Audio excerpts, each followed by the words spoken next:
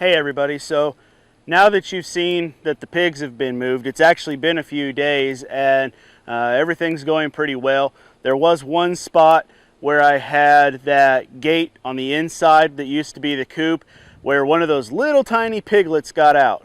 Did I say piglets? Yeah, that's right. Mama in fact was pregnant, and more pregnant than we realized. The first night having her in there, she immediately started making a nest and we had babies the next morning. So there'll be a follow-up video on that later.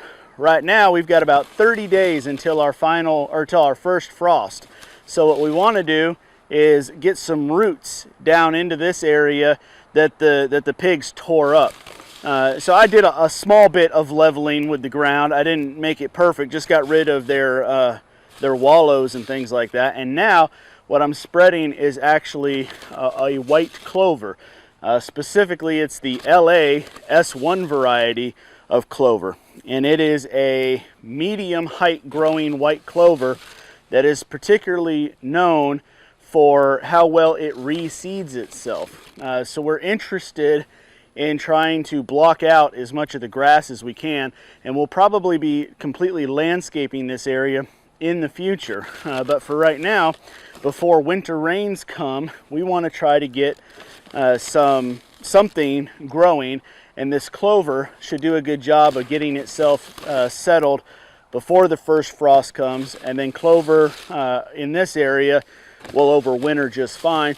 And if we still have this here growing good in the spring, then all that much better for our honeybees. So we're really trying to get several birds with one stone by planting this white clover, where we're protecting against erosion, trying to get something growing back into this area.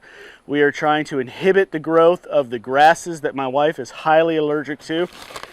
We are trying to provide forage for the bees in the spring, and by planting the perennial clover, continue that on and on in the future. So that's what's going on. These pigs have literally been in my backyard. This is a part of the backyard. If the kids were out here, besides Brandon running the camera, this would be the area that we throw balls and frisbees, and the pigs have been taking up this whole area. So everybody is grateful to have this spot of dirt back for play space. Now we just got to make sure that it doesn't turn into a big mud hole. So I don't really know if you have any comments about this or if you would have any questions. There are certainly a ton of different varieties and things that we could plant out here, but this is the one I've selected for the reasons I've mentioned. White Dutch clover grows lower than the LA S1 variety, but it doesn't reseed as plentifully as this variety does.